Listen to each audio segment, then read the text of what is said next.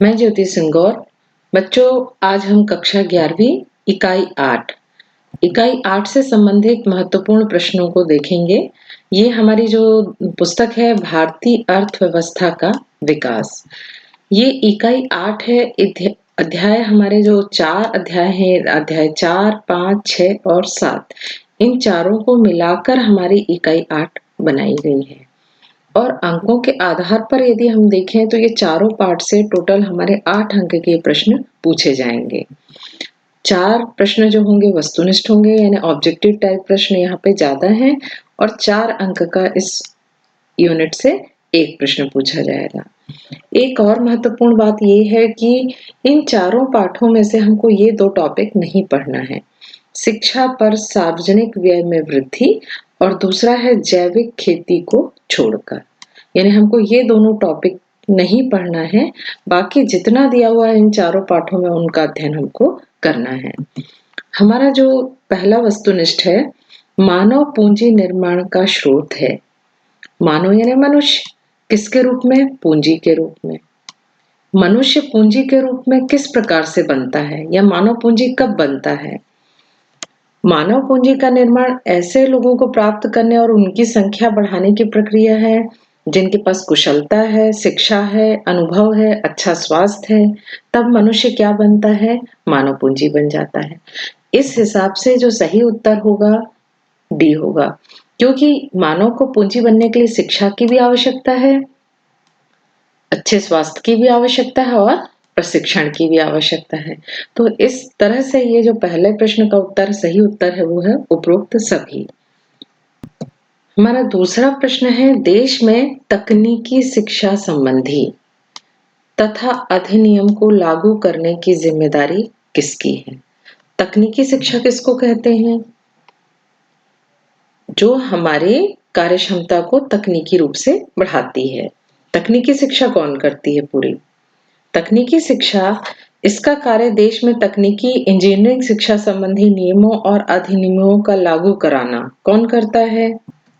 राष्ट्रीय शैक्षिक अनुसंधान और प्रशिक्षण परिषद, विश्वविद्यालय अनुदान आयोग यूजीसी, अखिल भारतीय तकनीकी शिक्षा परिषद। ये देखो उत्तर यहीं पे दिया हुआ है। बहुत यदि ध्यान से आप प्रश्न को पढ़ेंगे तो आधे उत्तर आपको वस्तुनिष्ठ में मिल जाते हैं, ये अच्छा ही रहती है। परंतु हम परीक्षा देते समय हम बहुत ध्यान से प्रश्नों को नहीं पढ़ते और आधी गलती कर देते हैं। तो यहाँ पे दिया हुआ है देश में तकनीकी शिक्षा संबंधी अधिनियम। तो हमारे देश में जितनी इंजीनियरिंग और तकनीकी शिक्षा है, इसका जो नियमन का काम जो करता है वो करता है अखिल भारतीय तकनीकी शिक्षा परिषद। तीसरा प्रश्न है हमारा, भारत में मानव पूंजी के निर्माण में कौन सी समस्या है? अभी हमने देखा था मानव पूंजी निर्माण कैसे होता है। तीसरा प्रश्न है, इसकी समस्या कौन सी है? तो इसको हमको विकल्प दिया हुआ है, निम्न शैक्षणिक स्तर, जनसंख्या वृद्धि, प्रतिभा पलायन। तो ये तीनों तो आपको समझ में आ गया कि ये तीनों ही कारण होंगे। हमारे देश में निम्न शैक्षणिक स्तर मतलब हमारे देश में जो एक शिक्षा का स्तर होना चाहिए, तकनीकी शिक्षा पे ज्यादा जोर दिया जाना चाहिए, वो अभी भी हम प्राप्त नहीं कर पाए हैं। दूसरा कारण तो है ही समस्या का कि हमारे देश की जनसंख्या बहुत ज्यादा है। तीसरी ये समस्या हमारे देश में बहुत बड़ी आ गई है, प्रतिभा पलायन की। देश में मानव निर्माण की जो प्रक्रिया है, ये गंभीर, सबसे गंभीर खतरा ये हो गया है कि जो भारत में जन्मे हैं, यहाँ शिक्षा प्राप्त करते हैं और अधिकतर डॉक्टर हैं, वैज्ञानिक हैं, इंजीनियर हैं, ये सब कहाँ चले जाते हैं? विदेश में काम करने चले जाते हैं। यानी शिक्षित हमारे देश में होते हैं और काम करने विदेशों में चले जाते हैं। आपने खुद अड़ोस पड़ोस में देखा होगा कि उनका बेटा फॉरेन चला गया, उनकी बेटी विदेश चली गई है काम करने के लिए। तो यही कहलाता है प्रतिभा पलायन। यदि ये जो जितने बुद्धिमान लोग हैं, प्रशिक्षित लोग हैं और पढ़े लिखे लोग हैं, यदि ये हमारे देश में काम कराएंगे तो हमारे देश का विकास तेजी से होगा। परंतु ये सभी अपने देश को प्राथमिकता ना देकर विदेश चले जाते हैं। तो इसका जो सही उत्तर होगा, ये समस्या, तीनों समस्याएं हैं। ये तीनों समस्या है हमारे मानव पूंजी निर्माण में, कि जितने लोग हैं ये सब कहाँ विदेश चले जाते हैं, इनका शैक्षणिक स्तर भी कम है, और तीसरी समस्या है हमारी जनसंख्या वृद्धि। चौथा है हमारा प्रश्न, उच्च शिक्षा में मार्गदर्शन तथा नियंत्रण की जिम्मेदारी। अभी हमने जो दूसरा प्रश्न देखा था वो तकनीकी शिक्षा थी। अब ये क्या बोल रहा है प्रश्न में? उच्च शिक्षा में मार्गदर्शन तथा नियंत्रण की जिम्मेदारी किसकी है? भारत सरकार की है। सरकार ये काम नहीं देखती है, ये अप्रत्यक्ष रूप से करती है। उच्च शिक्षा विभाग की। तीसरा है विश्वविद्यालय अनुदान आयोग की। इनमें से कोई नहीं। तो हमारे देश में प्राथमिक कार्य विश्वविद्यालय शिक्षा का वित्त प्रबंधन करना, इसके अतिरिक्त उच्च शिक्षा संबंधी नियमों और अधिनियमों को लागू कराने का जो काम करता है वो यूजीसी करता है। यूजीसी विश्वविद्यालय अनुदान आयोग। तो इसका जो सही उत्तर है वो क्या है? ये है हमारा। उच्च शिक्षा मार्गदर्शन का काम कौन करता है? यूजीसी करता है, विश्वविद्यालय अनुदान आयोग। दूसरा प्रश्न है हमारा, रिक्त स्थान भरिए। पहला प्रश्न है, कृषि क्षेत्र में खालिस्तान बेरोजगारी पाई जाती है। हमारे देश में ग्रामीण क्षेत्रों में मुख्य रूप से दो बेरोजगारी पाई जाती है। एक होती है अदृश्य बेरोजगारी और दूसरी होती है मौसमी बेरोजगारी। अदृश्य या प्रच्छन्न बेरोजगारी किसे कहते हैं? अदृश्य बेरोजगारी ऐसी बेरोजगारी है जहां बहुत सारे श्रमिक काम करें जबकि उनकी आवश्यकता नहीं है। ऐसे में क्या होता है, खर्च तो ज्यादा हो जाता है और उत्पादकता कम होती है। प्रायः ये खेती में पाया जाता है कि परिवार में 6 सदस्य हैं, सभी कहते हैं कि मैं खेती कर रहा हूं, जबकि उस खेत के लिए केवल 3 व्यक्तियों की आवश्यकता है। तो इसको हम कहते हैं अदृश्य बेरोजगारी। दूसरी है मौसमी बेरोजगारी, ये भी कृषि में पाई जाती है। मौसमी बेरोजगारी का मतलब क्या होता है कि गेहूं को हमने खेत पे लगा दिया, इसके बाद क्या होगा, इसको 1 महीने बाद इसको हमने खाद डाला, पानी डाला, फिर 1 महीने बाद फिर से हमने खाद डाला, पानी डाला, फिर 1 महीने बाद हमने इसकी कटाई की। तो यहाँ जो बीच का समय है, ये इस वक्त जो मजदूर होते हैं वो बेरोजगार होते हैं, क्योंकि कभी भी कृषि में ऐसा नहीं होता है कि पूरे लगातार खेत में काम करने की आवश्यकता हो। कृषि पर समय समय पर काम करने वालों की आवश्यकता होती है। तो इसीलिए कृषि क्षेत्र में मौसमी बेरोजगारी भी पाई जाती है और अदृश्य बेरोजगारी भी पाई जाती है। दूसरा है वे लोग जो कभी भी निर्धन ना हो। देखिए, वे लोग जो कभी भी निर्धन ना हो, जो निर्धन कभी होते ही नहीं है, खालिस्तान निर्धन कहलाते हैं। कौन से निर्धन कहलाएंगे? ये कहलाएंगे गैर निर्धन। ऐसे व्यक्ति जो कभी भी निर्धन नहीं होते, वे कहलाते हैं गैर निर्धन। ये आपकी एनसीईआरटी की बुक में दिया हुआ है, पेज नंबर 66 में पूरा बहुत अच्छे से चित्र दिया हुआ है, आप चाहो तो उसको भी देख सकते हो। तीसरा प्रश्न है हमारा, वर्तमान में योजना आयोग को खालिस्तान के नाम से जाना जाता है। आपको पता है कि हमारे देश में पंचवर्षीय योजना और जितनी योजनाओं को बनाने के लिए स्वतंत्रता के बाद योजना आयोग का गठन किया गया था, परंतु योजना आयोग को समाप्त करके, इस संस्था को समाप्त करके इनके स्थान पर नीति आयोग का गठन किया गया। नीति आयोग का गठन 1 जनवरी 2015 को किया गया। इसका कार्य भी लगभग वही कार्य है जो योजना आयोग करता था, परंतु इसके काम करने की जो शैली है योजना आयोग से अलग है। तो आप ये प्रश्न बहुत अच्छे से याद कर लीजिए, क्योंकि ये आपको भविष्य में ये बहुत महत्वपूर्ण है आपके अन्य परीक्षाओं के दृष्टिकोण से भी, कि अब योजना आयोग नहीं है, इसके स्थान पर कौन काम करता है? नीति आयोग कार्य करता है। चौथा प्रश्न है हमारा, भारत की विकासात्मक ऋण नीतियों का, विकासात्मक यानी ऐसा ऋण जिससे विकास हो। देश में, हमारे देश में बहुत ऋण लिया जाता है विदेशों से, तो कई ऋण होता है विकास के लिए। इसका क्या उद्देश्य होता है?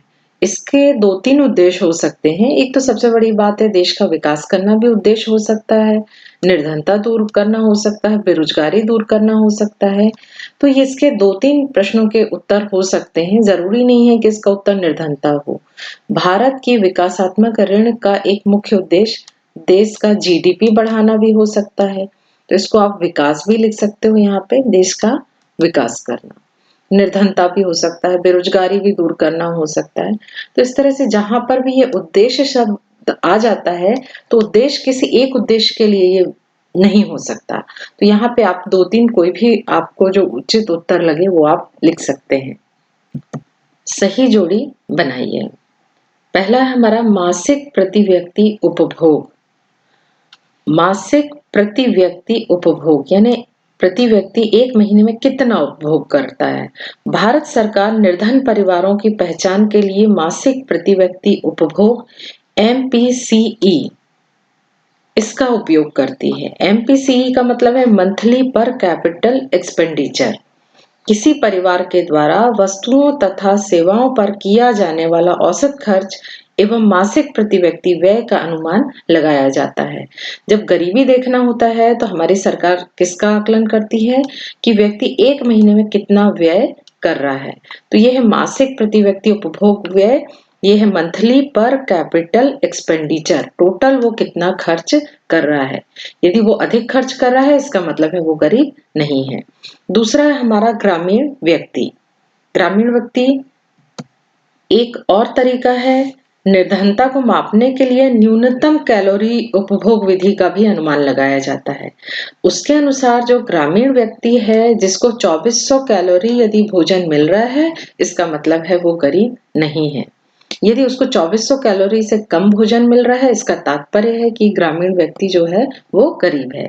नगरीय व्यक्ति के लिए कितनी कैलोरी है? 2100।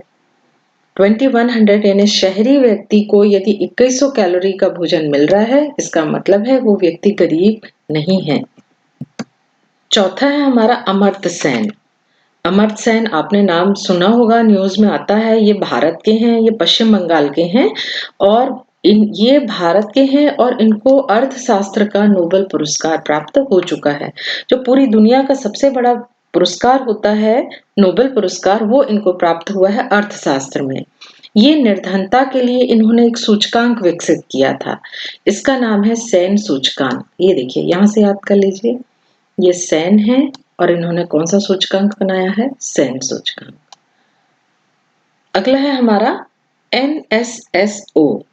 NSSO आपने न्यूज में सुना होगा, टीवी में एडवर्टाइज आता है हमेशा कि NSSO वाले आए हैं, सर्वे करने आए हैं या वो आएंगे जानकारी मांगने।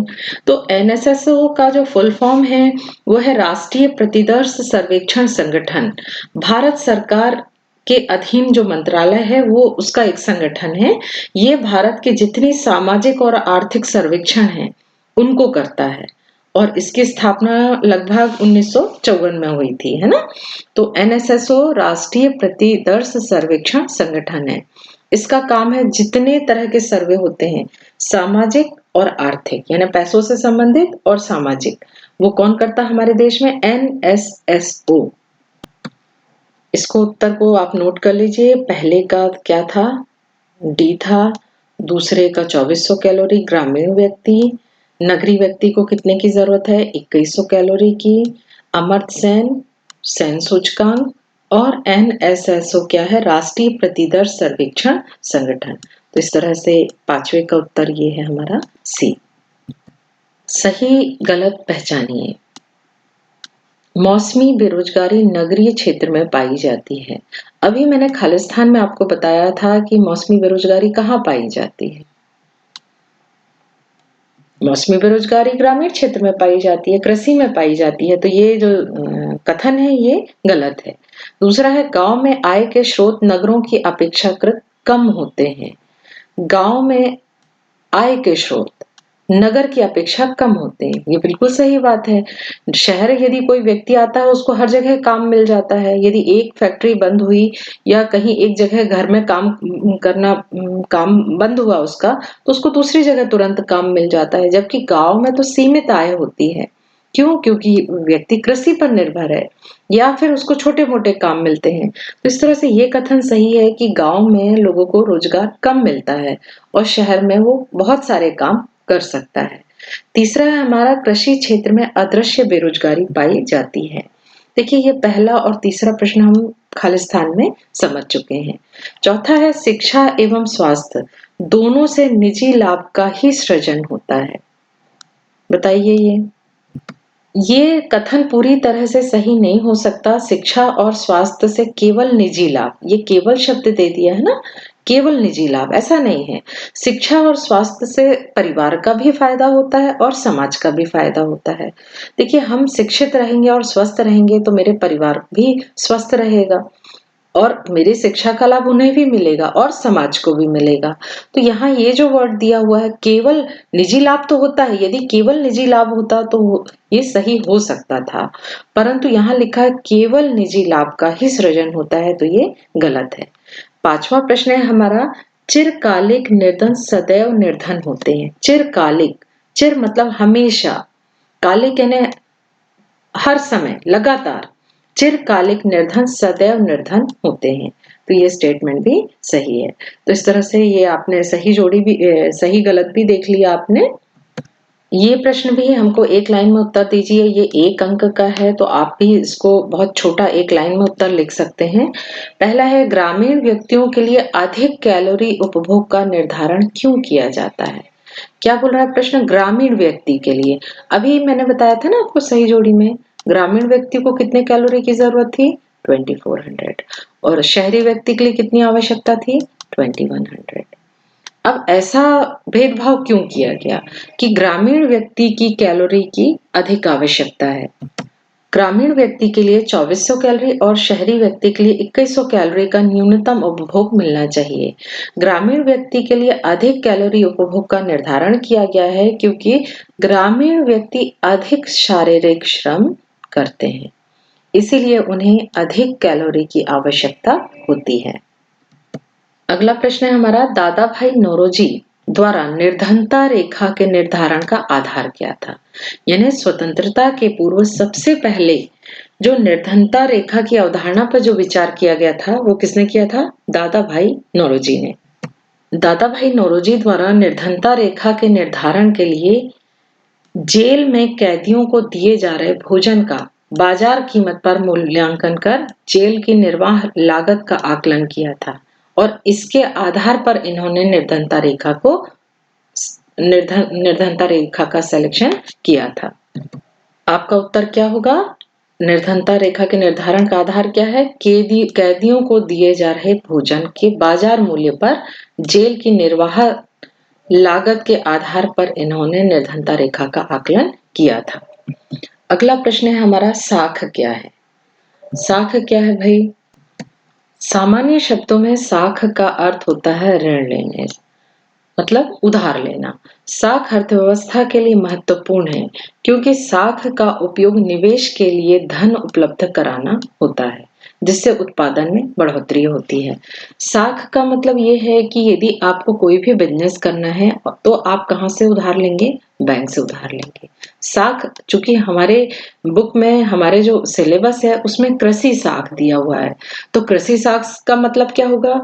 कृषि का उत्पाद बढ़ाने के लिए, यदि हमको बुआई के लिए, ट्रैक्टर के लिए या फिर स्प्रिंकलर के लिए यदि हमको पैसे की आवश्यकता है तो हम कहाँ से लेते हैं? बैंक से ऋण लेते हैं। तो ये जो ऋण है जो हमारी उत्पादकता को बढ़ाता है वही कहलाता है साख। अगला प्रश्न है हमारा, बफर स्टॉक किसे कहते हैं? ये बफर स्टॉक इंग्लिश का वर्ड है, यहाँ होना चाहिए हमारा सुरक्षित भंडार किसे कहते हैं? बफर स्टॉक का जो हिंदी वर्जन है वो है, अर्थ है, मीनिंग सुरक्षित भंडार। सुरक्षित भंडार से आप समझ गए होंगे। सुरक्षित भंडार किसे कहेंगे? जहां हम बहुत सारी चीजों को इकट्ठा कर सकें। अब चूंकि हमारा पाठ किससे संबंधित है? कृषि से। न्यूनतम समर्थन कीमत पर किसानों से खरीदे गए उत्पाद को सरकार द्वारा सुरक्षित भंडार के रूप में रखा जाता है। हमारे देश में आप यदि किसान हैं तो आप अपने बहुत अच्छे से जानते होंगे कि आपका जो धान है या गेहूं है, दोनों की खरीदी सरकार के द्वारा की जाती है न्यूनतम समर्थन कीमत पर।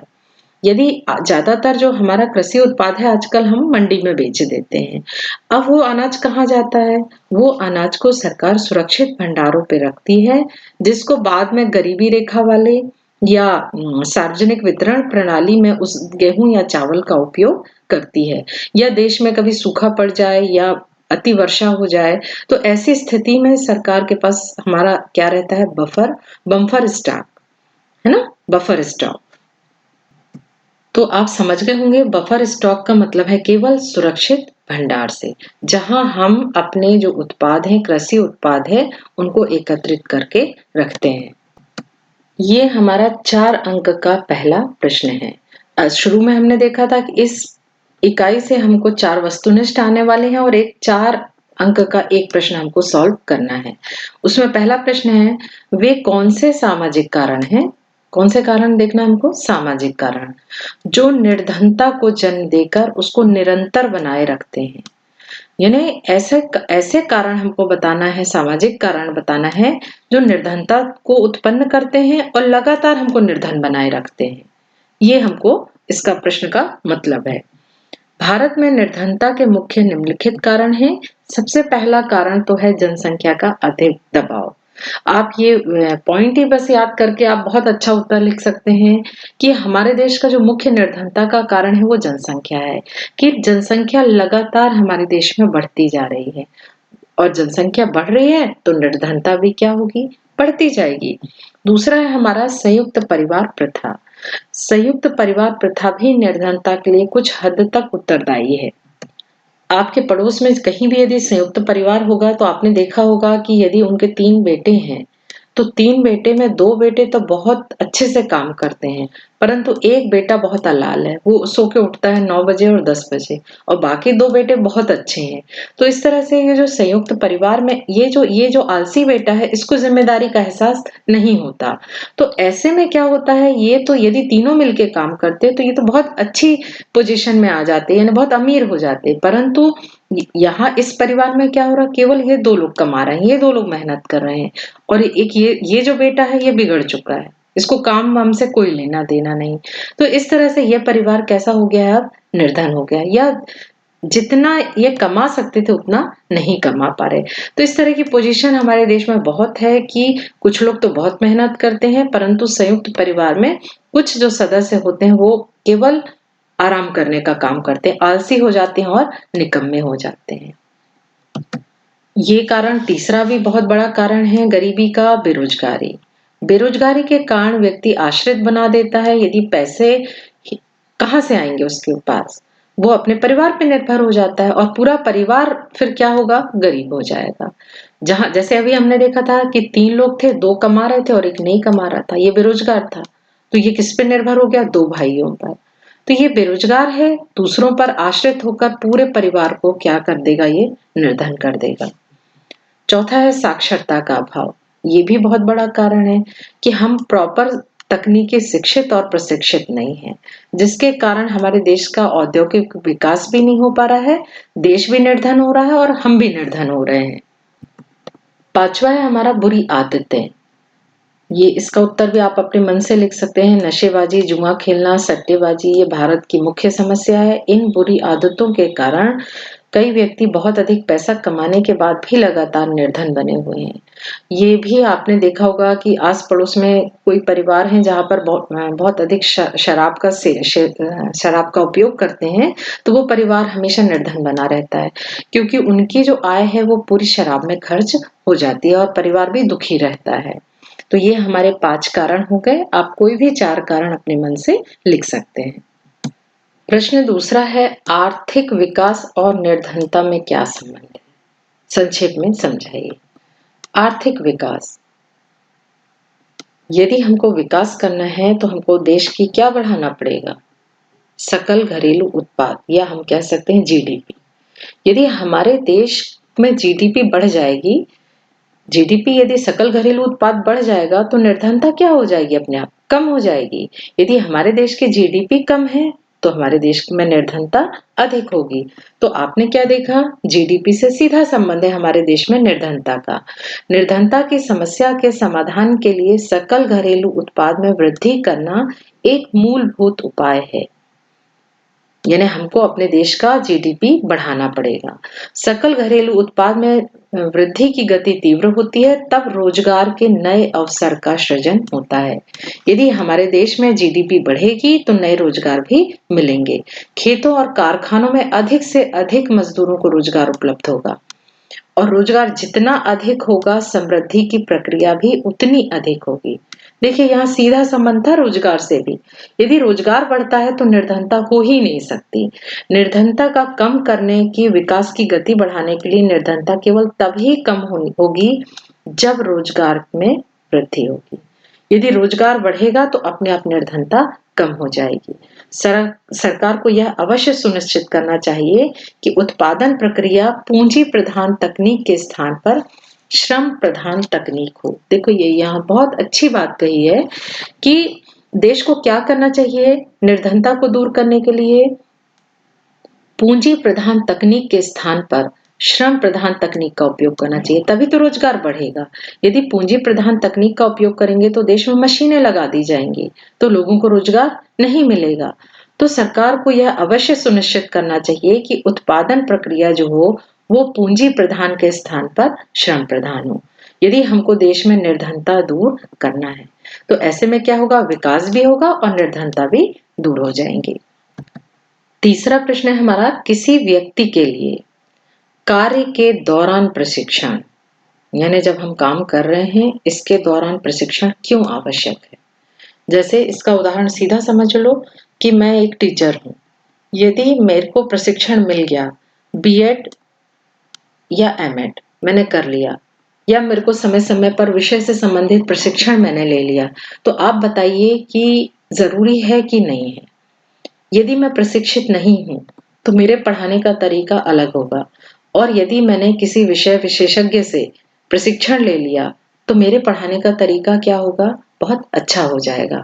तो ऐसे ही समझ लीजिए कि किसी भी व्यक्ति को कार्य के दौरान प्रशिक्षण की आवश्यकता होती है। यदि आप काम कर रहे हो और उससे संबंधित आपको प्रशिक्षण मिल जाता है तो आपकी कार्य क्षमता में वृद्धि हो जाती है और कार्य कुशलता में भी वृद्धि हो जाती है। तो इसका उत्तर है हमारा, कार्यस्थल पर दिया जाने वाले प्रशिक्षण के फलस्वरूप श्रमिक अधिक कार्य कुशल और उत्पादक बन जाते हैं। यदि उनका प्रशिक्षण हो जाता है तो उनकी कार्य क्षमता बढ़ जाती है। नौकरी के दौरान प्रशिक्षण श्रमिकों को अपने विशिष्ट कौशल को और अधिक बढ़ाने में सहायक होता है। जैसे मैं टीचर हूँ, मेरी भर्ती हो गई, सरकारी नौकरी लग गई, इसके बाद यदि मेरे को प्रशिक्षण मिल जाएगा तो मेरा कौशल है पढ़ाने का वो और अधिक बढ़ जाएगा और कार्यकुशलता के स्तर को भी मेरे बढ़ा देगी।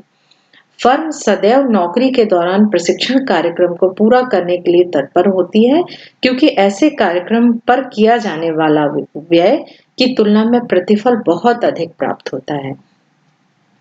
देखिए एक मान लो कि फोन बनाने वाली फैक्ट्री है, आईफोन बन रहा है, यहाँ पर 100 कर्मचारी काम कर रहे हैं। यदि ये 100 कर्मचारी पढ़ के आए हैं, एजुकेशन लेके आए हैं, इंजीनियर हैं, लेकिन यदि इनको हम फोन बनाने का प्रशिक्षण दे दें तो इनकी कार्य क्षमता क्या हो जाएगी, बढ़ जाएगी। अब आप कहेंगे कि इनको प्रशिक्षण देने में खर्च तो होगा, ये व्यय तो होगा, कंपनी को खर्च तो करना पड़ेगा, परंतु जब ये खर्च यदि इन पे हो गया, इनको हमने प्रशिक्षित कर लिया तो इनकी जो उत्पादकता है वो बहुत अधिक होगी। तो यहाँ यही बात कही गई है कि प्रतिफल बहुत अधिक प्राप्त होता है। खर्च तो होता है प्रशिक्षण में, परंतु प्रशिक्षण के बाद उनकी उत्पादकता बहुत अधिक बढ़ जाती है। ऐसे प्रशिक्षण कार्यक्रमों पर किया गया व्यय मानव पूंजी के लिए एक महत्वपूर्ण निर्धारक तत्व है। यानी आप समझ गए होंगे कि यदि ये 100 लोगों को प्रशिक्षित कर दिया तो इनकी जो उत्पादकता होगी वो बहुत अधिक हो जाएगी। चौथा प्रश्न है हमारा, समझाइए कि शिक्षा में निवेश, किसमें निवेश, पढ़ाई में जो हम खर्च करते हैं, शिक्षा में निवेश आर्थिक समृद्धि को किस प्रकार प्रभावित करता है। शिक्षा में निवेश, आपके पापा आपकी शिक्षा में बहुत अधिक खर्च करें, आपको अच्छे स्कूल में पढ़ाएं, अच्छा प्रशिक्षण दिलाएं, तकनीकी शिक्षा कराएं, यानी आपके पापा आपकी शिक्षा में बहुत अधिक निवेश किया उन्होंने, तो आर्थिक समृद्धि को किस प्रकार प्रभावित करेगा। यदि आप अच्छे से शिक्षित हो जाएंगे तो क्या समृद्धि होगी या नहीं होगी। अब आप इसका उत्तर समझ गए होंगे कि आप अच्छे स्कूल में पढ़ेंगे तो आप विकास में योगदान देंगे, आपका विकास अधिक होगा, आपके परिवार का होगा और आपके देश का होगा। तो यही प्रश्न का उत्तर है हमारा कि किसी देश में शिक्षा पर किया गया व्यय देश में उत्पादन कार्य बल की संख्या में वृद्धि करने में सबसे अधिक महत्वपूर्ण ढंग से हो सकता है। यदि शिक्षा पर व्यय होगा तो हमारे देश का विकास भी अधिक होगा। यह मानव पूंजी निर्माण का महत्वपूर्ण निर्धारक है।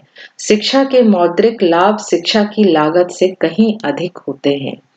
यानी क्या बोल रहा है यहाँ पे कि यदि हम शिक्षा पर खर्च कर रहे हैं 100 रुपए, तो इसके लाभ हमको कई गुना अधिक मिलता है। एक एक मान लो 100 रुपए हमने खर्च किया, उसकी तुलना में हमको 1000 रुपए हम अधिक कमा पाएंगे। यानी कहने का मतलब है, पैसे से मैं तुलना नहीं कर रही हूँ, बस एग्जाम्पल आपको बता रही हूँ कि मान लो हमने 100 रुपए खर्च किया, परंतु हमारी क्षमता 1000 के बराबर हो जाएगी। तो इस तरह शिक्षा पे किया गया जो खर्च होता है वो हमारी आर्थिक समृद्धि को बढ़ाता है। मानव पूंजी निर्माण के माध्यम से शिक्षित तथा कुशल श्रम उपलब्ध होते हैं, जिससे उत्पादकता बढ़ती है। यदि हमने शिक्षा पर खर्च किया तो हमारी उत्पादकता बढ़ जाएगी। शिक्षा भौतिक पूंजी की उत्पादकता को भी बढ़ाता है। यानी शिक्षित हम होंगे तो भौतिक पूंजी यानी हम मुद्रा भी अधिक कमाएंगे। तीसरा है, शिक्षा अभिनव कौशल लाने में सहायक होती है, जो विकास की प्रक्रिया को तेज करती है। अभिनव कौशल का मतलब है हमारी कार्य करने की क्षमता बदल जाती है। अब आप यहाँ पे ऐसा समझ लीजिए कि एक कारपेंटर है। कारपेंटर है जो एक पुराने कारपेंटर के साथ काम कर करके उसने सीख लिया है, तो वो भी काम सीख लिया और वो भी काम करा। और एक दूसरा कारपेंटर है जो आईटीआई किया है या सरकारी संस्था या प्राइवेट संस्था कहीं पर वो उसने कारपेंटर की शिक्षा प्राप्त किया है। तो अधिक कौशल कौन होगा? ये जो पढ़ा लिखा व्यक्ति है, इसकी कार्य क्षमता कम होगी। तो विकास कौन अधिक करेगा? जो पढ़ा लिखा है। तो कहने का मतलब है शिक्षा अभिनव कौशल को भी बढ़ाती है, जो विकास की प्रक्रिया को तेज करता है। शिक्षा देश में सहभागिता की दर बढ़ाता है। यह देश की आय की असमानता दूर करता है। शिक्षित व्यक्ति को हमेशा काम अधिक मिल जाएगा, तो वो देश की आय की असमानता भी दूर करेगा। पांचवा है, मानव पूंजी निर्माण की सहायता से ग्रामीण विकास के द्वारा आर्थिक विकास की गति तीव्र की जा सकती है। यानी गांव में भी यदि हम लोगों को शिक्षित करके पूंजी निर्माण मानव पूंजी बना दें, तो गांव का भी विकास अधिक होगा, और यदि गांव का विकास अधिक होगा तो पूरे देश का भी विकास अधिक होगा। पांचवा प्रश्न है हमारा, ग्रामीण साख। ग्रामीण साख मतलब कृषि साख ले सकते हो आप। गांव में जो साख की आवश्यकता होती है, मुद्रा या ऋण की आवश्यकता होती है, इसमें आज भी महाजन क्यों आवश्यक है? महाजन की भूमिका आज भी महत्वपूर्ण है। जबकि हमारे देश में तो कितने बैंक खुल गए हैं, आपको पता है कि बहुत सारे बैंक, बहुत तरह के बैंक हमारे देश में खुल गए हैं और उनकी ब्रांच छोटी छोटी जगह पे है। इसके बाद भी महाजन आज भी महत्वपूर्ण है। साहूकार या महाजन, गैर संस्थागत स्रोतों में सबसे महत्वपूर्ण स्थान साहूकार या महाजन का है। हमारे देश में प्राचीन काल से ही महाजन किसानों को ऋण देने का काम करते आ रहे हैं। ये लोग किसानों को जमानत पर ऋण देते हैं।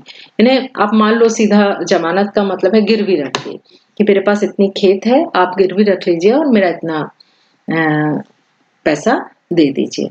तो महाजन या साहूकार का मतलब तो आप समझ गए हो, जो ग्रामीण क्षेत्रों में जो एक ऐसा व्यक्ति होता है जिसके पास ज्यादा पैसा होता है, और जो गरीब होते हैं या किसान होते हैं, उनको यदि पैसे की आवश्यकता होती है तो वो किनके पास चले जाते हैं? इन महाजन के पास। तो आज भी इनका उपयोग बहुत ज्यादा किया जा रहा है। इसके क्या कारण है? इसका सबसे पहला कारण है संस्थागत साख संस्थाओं की कमी। आज भी जनसंख्या और ग्रामीण क्षेत्र में क्या हो रहा है कि उतनी बैंकिंग संस्था नहीं है जितना आवश्यकता है। यदि छोटे छोटे गांव हैं, उनको यदि पैसे की आवश्यकता है तो वो बैंक नहीं जा पाते क्योंकि बहुत दूर है। ऐसे में उनको 2-3 दिन बैंक के चक्कर काटने पड़ते हैं और वो कागजी कार्यवाही भी नहीं कर पाते। तो ऐसे स्थिति में ये महाजन और साहूकार ही हैं जो उनको आसानी से ऋण उपलब्ध करा देते हैं, जिसकी वजह से आज भी महाजन महत्वपूर्ण है। ऋण आवश्यकता अनुसार एवं उचित समय पर नहीं। कई बार ऐसा होता है, इतने बैंक हैं और उनको पैसे की तुरंत 2 दिन में या 1 दिन में आवश्यकता है, तो बैंक ऐसी सहायता नहीं कर पाते हैं। ज्यादातर बैंक के चक्कर काट रहे हैं और व्यक्ति का समय भी बर्बाद हो गया और उसको पैसे भी नहीं मिले। तो ऐसे में वो तुरंत में क्या करते हैं, साहूकार के पास चले जाते हैं, जिससे उनको आसानी से ऋण मिल जाता है। लंबी कागजी कार्यवाही, ये भी आप समझ गए होंगे कि बैंक जाना है मतलब बहुत सारी लंबी कागजी कार्यवाही करना पड़ेगा, जिससे किसान डरता है क्योंकि वो एक तो अशिक्षित है, कम पढ़ा लिखा है और उसको साहूकार के पास ज्यादा कागजी कार्यवाही नहीं करना पड़ता है। चौथा है समय व धन की हानि। कृषकों को ऋण प्राप्त करने के लिए प्रायः अनेक बार वित्त संस्थाओं के चक्कर लगाने पड़ते हैं, जिनमें समय तथा धन की हानि होती है। किसान को अपने खेत में भी काम करना है और पैसा भी चाहिए, तो उसको कई दिन बैंक पर चक्कर लगाना पसंद नहीं रहेगा, क्योंकि फिर खेत में काम कौन करेगा। तो इस तरह से इन सब असुविधाओं से बचने के लिए वो किसके पास जाएगा? साहूकार के पास जाएगा। तो ये प्रश्न का उत्तर है कि साहूकार आज भी क्यों आवश्यक है, क्योंकि जो किसान है वो बैंकों के चक्कर, बैंकों की कागजी प्रक्रिया करने में उसको परेशानी होती है। छठवां प्रश्न है, क्या निर्धनता और बेरोजगारी के बीच कोई संबंध है? समझाइए। देखिए ये क्या बताना हमको, निर्धनता और बेरोजगारी कोई संबंध है? क्या पूछ रहा है, क्या है, क्या संबंध आप बताइए कि निर्धनता और बेरोजगारी एक दूसरे से संबंधित हैं? निश्चित है, पूरा उत्तर आप अपने मन से लिख सकते हैं। आपके यहाँ कोई बेरोजगार है, अब वो बेरोजगार है तो उसके पास पैसे ही नहीं आ रहे हैं, और पैसे नहीं आ रहे हैं तो उसका मतलब क्या है, वो निर्धन हो जाएगा। तो कैसा संबंध है? सीधा संबंध है। बेरोजगार अधिक, निर्धनता अधिक। बेरोजगारी कम, निर्धनता कम। बेरोजगारी और निर्धनता एक दूसरे से प्रत्यक्ष रूप से संबंधित है, वास्तव में एक दूसरे का प्रतिबिंब है। इन्हें दोनों बिल्कुल सगे भाई हैं दोनों, एक कम दूसरा भी कम, एक ज्यादा दूसरा ज्यादा। बेरोजगार व्यक्ति निर्धनता में जीते हैं क्योंकि उनके पास आय का कोई स्रोत नहीं होता। वास्तव में बेरोजगार व्यक्ति की निर्धनता स्वयं को जन्म देती है। यदि बेरोजगार हुआ तो निर्धनता तो अपने आप पैदा हो जाती है, क्योंकि निर्धनता के कारण उन्हें उच्च ब्याज दरों पर ऋण लेने पड़ते हैं। जब हम बेरोजगार हैं तो हमको कहीं ना कहीं से तो उधार लेना पड़ेगा, और जैसे ही हमने उधार लिया तो अब हमारे पास ऋण चुकाने के लिए हमारे पास पैसे नहीं रहते, तो इसके कारण वो क्या हो जाएगा? निर्धन हो जाएगा। और यदि रोजगार का अभाव है तो निर्धन होगा, और रोजगार प्राप्त हो जाएगा तो निर्धन नहीं रहेगा। तो इसका सीधा उत्तर है कि निर्धनता और बेरोजगारी के बीच सीधा संबंध होता है। इन प्रश्नों को आप समझ के आप अपने शब्दों में भी लिख सकते हैं, उससे आप ज्यादा अच्छा उत्तर लिख पाएंगे। भारत में निर्धनता की समस्या का स्थायी समाधान अर्थव्यवस्था में रोजगार के अधिक से अधिक अवसरों का सृजन करना है। अभी हमने देखा कि बेरोजगारी और निर्धनता का सीधा संबंध है। यदि हमको हमारे देश में निर्धनता कम करना है तो क्या करना पड़ेगा? रोजगार को अधिक से अधिक करना पड़ेगा, यानी हमारे देश की अर्थव्यवस्था को श्रम प्रधान अर्थव्यवस्था बनाना पड़ेगा, जिससे व्यक्तियों को अधिक रोजगार प्राप्त हो और निर्धनता के दुष्चक्र को तोड़ने में सफल हो। निर्धनता रेखा के नीचे रहने वाले लोगों को आपने देखा होगा कितनी योजनाएं चलती हैं। गरीबी रेखा का कार्ड है तो उनको खाद्य सुरक्षा योजना मिलती है, नगद अनुदान, यानी बीच बीच में कई तरह के सरकारी योजनाओं के पैसे आते रहते हैं। तो इससे केवल अल्पावधि पर ही निर्धनता से राहत पहुंचा सकते हैं, यानी उनको थोड़ी भर हम सहायता कर सकते हैं। यदि हम स्थायी समाधान चाहते हैं कि हमारे देश में निर्धन ना रहे, तो उसका सबसे अच्छा उपाय है कि हमारे देश में रोजगार की संख्या बढ़ा दी जाए। ऐसे में कोई भी व्यक्ति गरीब नहीं रहेगा। इस तरह से ये इकाई हमारी समाप्त होती है। बहुत सारे अध्याय थे, इसमें 4 अध्याय थे और प्रश्न केवल एक आने वाला है 4 अंक का। लेकिन ये पाठ की ये खासियत है कि यदि आपने देखा कि यदि आपने प्रश्न को अच्छा पढ़ लिया है तो आप उसके उत्तर स्वयं लिख सकते हैं। यहाँ ये आवश्यकता नहीं है कि आप रटें उसको। मेरा तो ये उद्देश्य है, भले ही आप कम अंक प्राप्त करें, परंतु आप विषय वस्तु को अच्छे से समझें और आप प्रश्न को पढ़ने के बाद आप अपना एनालिसिस करें कि इस प्रश्न का उत्तर क्या-क्या हो सकता है। मेरा तो बहुत अधिक मन नहीं होता है कि आपको उत्तर बताऊं, क्योंकि यदि मैं उत्तर बताऊंगी तो आप उसको याद करने लग जाते हैं। तो आप ये याद करने वाली शैली से निकल जाइए और प्रश्न को समझते हुए आप अपनी सोच को किस तरह से उत्तर लिखना है उस तरह से आप लिखने का प्रयास कीजिए। क्योंकि वैसे भी अब हमारा जो मध्य प्रदेश में है वो एनसीईआरटी है, और अब ये पैटर्न इस साल कोरोना की वजह से चेंज नहीं हुआ है। अगले साल जब आप कक्षा 12वीं में होंगे तो जो प्रश्न के उत्तर होंगे ज़्यादातर वो एनालिटिकल होंगे, विश्लेषणात्मक होंगे। विश्लेषणात्मक का मतलब होगा कि आप प्रश्न को किस तरह से सोचते हैं, तो उसको आप अपने शब्दों में लिखिए। तो ये तो कक्षा 11वीं है, अभी बोर्ड भी नहीं है, तो आप अभी से इसकी आदत डाल लीजिए। Thank you.